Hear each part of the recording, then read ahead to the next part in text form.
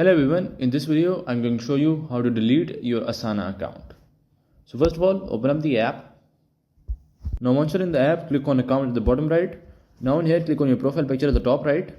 And in here, click on view profile. Now once you're at the profile section, you will have an option saying delete my account at the bottom. Just click on it.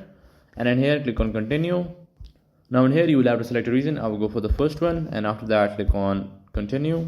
Now in here, you would have to just type the word delete in lowercase letters to confirm.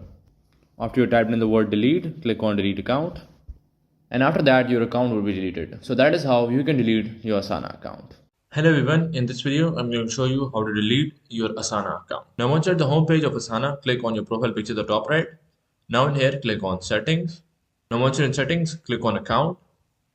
Now in here, scroll down to the very bottom until you see deletion. You will have a button right here, just click on it. Now in here, click on continue with deletion.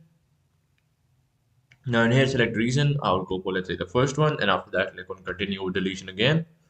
Now in here, you have to type in the word delete in lowercase. After that, click on delete account. And after that, you will be in the login page and your Asana account will be deleted. So that is how you can delete your Asana account.